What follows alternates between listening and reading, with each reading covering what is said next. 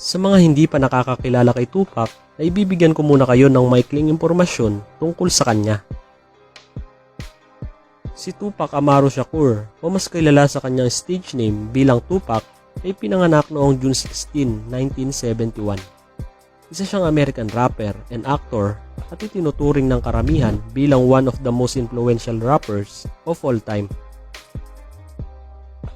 Karamihan sa mga awitin ni Tupac ay tumatalakay sa mga kontrobersyal na mga issue sa lipunan na nagaganap sa kanilang bansa.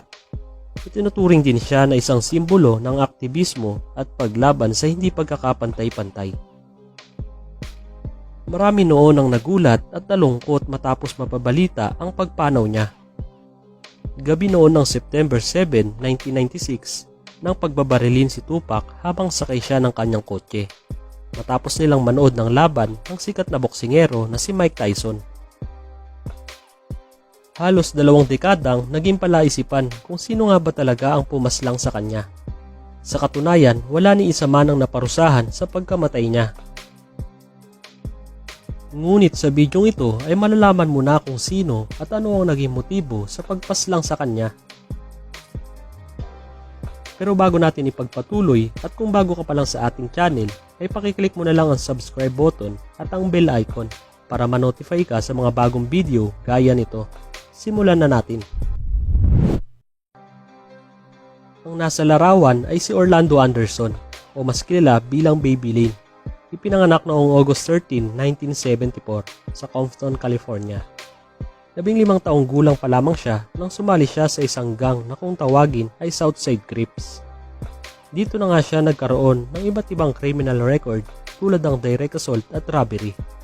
Kaya naman maaga siyang nakulong sa isang juvenile detention center.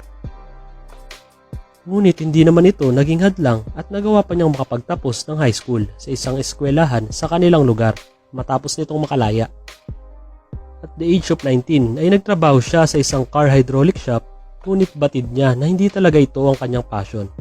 Kaya naman pagsapit niya ng 21 ay sinimulan niyang gumawa ng mga movie script at kalaunan ay nagkaroon din siya ng mga music recordings.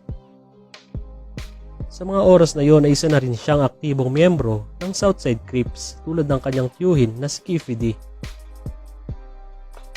Bagaman magkaiba man sila ni Tupac ng grupo, ay talaga namang masasabi ko na iniidolo siya ni Anderson. Dahil sa katunayan, lahat ng album ni Tupac ay meron siya.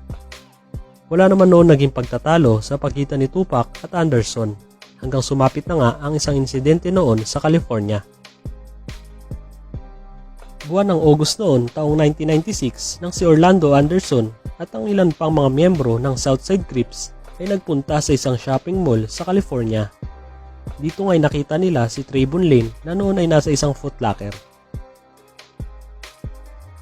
Si Trayvon Lane ay isa ding rapper na miyembro din ng gang na Mob Piru at ng DR Records na kinabibilangan ni Tupac at ni Suge Knight. Nagkaroon ng heated argument sa pagitan ni Anderson at ni Trayvon ng mga oras na yon. At nang makita ni Anderson ang gold necklace na suot ni Trayvon ng mga oras na yon, ay agad niya itong hinablot at mabilis na tumakbo papalabas ng mall. Ito na nga ang pinagsimulan ng alitan ng magkabilang grupo. Lumipas ang halos 1 buwan nang magkaroon ng isang rambulan sa loob ng MGM Grand Hotel sa Las Vegas. Kasalukuyang ginaganap noon ang laban ng isang sikat na boksingero na si Mike Tyson. Makikita sa CCTV na magkakasamang naglalakad ang grupo ni Tupac, Suge Knight at ni Trayvon sa loob ng hotel. Nang makita ni Trayvon ang grupo ni Anderson at ang kanyang kwintas na suot pa nito. Kaya naman agad niya itong sinabi kay Tupac at Suge Knight. At ito na nga ang mga sumunod na eksena. Sinugod ni Tupac at Suge Knight ang grupo nila Anderson at dito na nga nagsimula ang rambulan. Dahil nga mas konti ang bilang ng grupo ni Anderson ng mga oras na yon kumpara sa grupo nila Tupac, ay wala na nga silang nagawa kundi saluhin na lang ang mga suntok na binabato sa kanila. Kaya naman ang humupa ang tensyon ay agad ding umalis ang grupo ni Anderson sa nasabing hotel. At agad niyang pinuntahan ang kanyang tiyuhin na si Keffe D na kilala noon na OG mula sa Compton at may connection sa music industry. Agad naman nagplano ang magtiyuhin kung paano makakaganti kila Tupac. Nang gabing iyon ay inabangan nila ang pagdaan ng sinasakyan nila Tupac malapit sa stoplight sa Flamingo Road sa Las Vegas.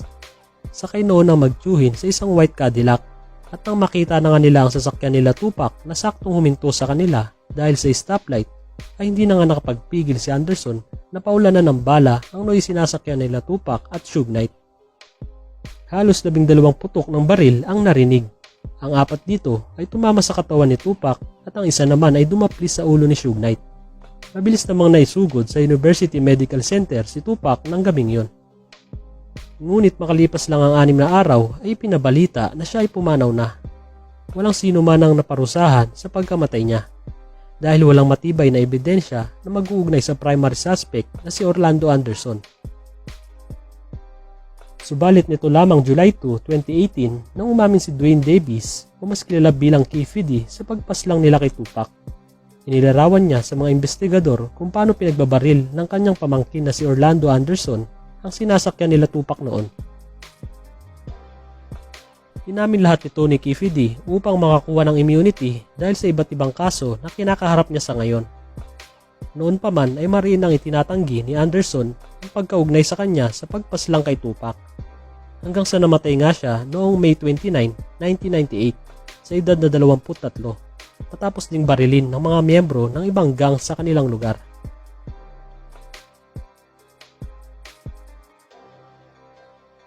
Sa tingin nyo, karapat-dapat nga bang bigyan ng immunity si Keffe D? Lalo na't ang tinuturo niyang primary suspect sa pagpaslang kay Tupac ay matagal lang pumanaw. I-comment mo lang ang iyong opinion sa ating comment section. At dito na nga matatapos ang bidyong ito.